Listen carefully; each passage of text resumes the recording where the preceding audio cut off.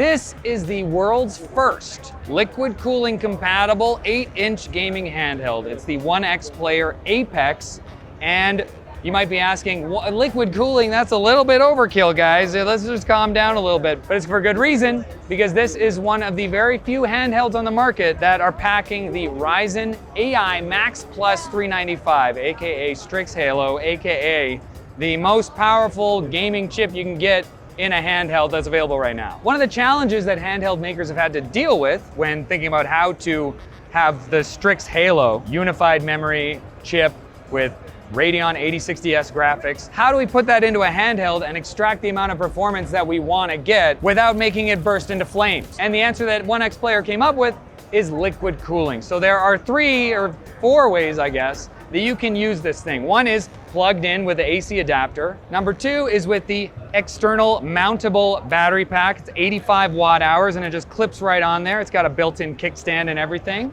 Number 3 is another 85 watt hour external battery pack, but it doesn't clip right on. It connects via cable, so you can just have it sitting on the desk or something.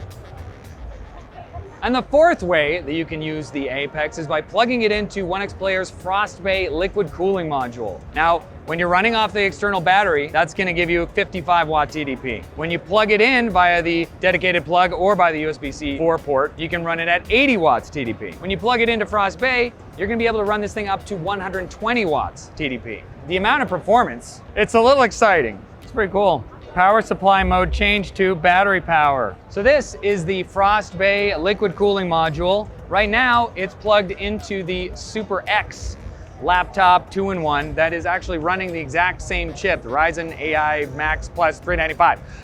Strix Halo. Now, OneXPlayer doesn't have the connector for the Apex here at CES, but they do have it connected into here so we can see what it looks like there. There's liquid going in and out. You will still need to plug in the power connector in order to get that extra juice, because this thing, as I said, can go up to 120 watts. As you can see, this thing is running at that TDP right now. So if you are interested in liquid cooling, you will have to choose the version of the Apex that you buy. There will be a version that does not work with the liquid cooling, and then there'll be another version that does. It makes sense that you would need a different version if you're gonna inject liquid in there. Some handhelds just aren't ready for that. OneXPlayer says that if you order the liquid cooling version of the Apex, it should be shipping out by the end of this month. So other than the liquid cooling shenanigans, what does this thing feel like as like a normal gaming handheld when it wants to try and act like a normie? Well, we're gonna find out, trust me, after this message from dbrand, our sponsor. I don't know if you guys heard, but our CES sponsors keep dropping out. What's the deal? What did we do? Luckily, dbrand has unconditional love for us, and they're always there to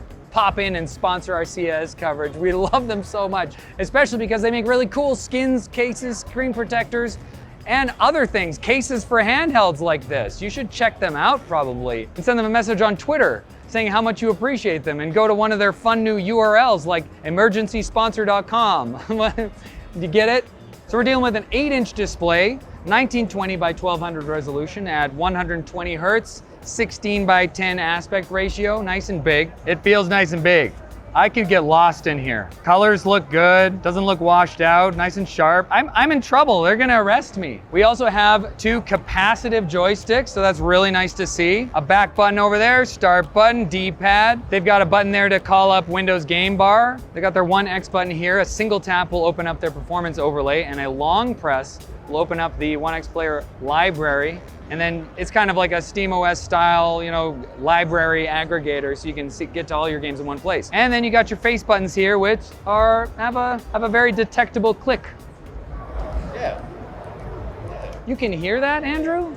Wow, technology. That's what CES is all about. But on the back, it gets a little more interesting. We got customizable paddles here, as well as some toggles to switch between 2 different travel modes for the main triggers. Right now, I'm in short travel mode. Good for FPS players, they're gonna want that short travel just to get to the activation quicker. Or you can slide it up and have a longer travel with more of kind of like a gradual ease into it, take it easy. We got nice long shoulder buttons here, and they had that on the website, and I was kind of like, okay, but they aren't long. Look at that. Perfect for my fingers. And we can't forget the I/O, so we got a 3.5mm headphone jack up here, a fingerprint sensor power button, nice, volume rocker, USB 3.2A port, power plug, and a USB 4 port, which can also be used to charge it. as well as connect to accessories like OneXPlayer's external GPU dock. And while we're here, we got two vents here for ventilation, and I can feel the heat coming out of it. I could dry my hair with this. This thing's working hard.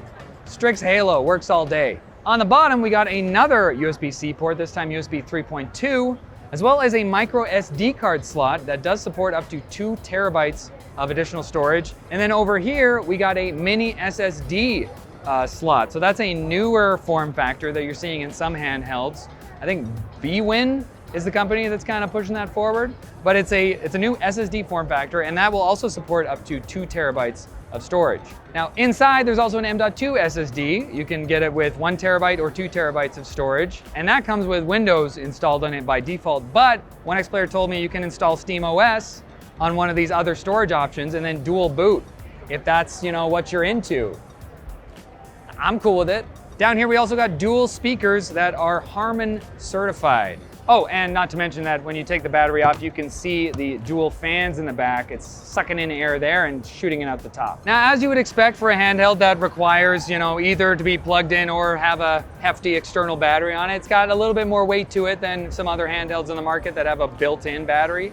But, it's not ridiculously heavy. I feel like your arms might start to complain if you were like holding it at a kind of an angle like this for a while, but overall, it's comfy. My hand kind of curls around it nicely. I don't feel like I'm using a handheld for giants like I normally do. So the base model of the OneXPlayer Apex comes equipped with 32 gigs of unified RAM across the CPU and GPU and 1 terabyte of onboard storage, but you can get up to 128 gigs of unified memory and 2 terabytes of onboard storage on that M.2 SSD.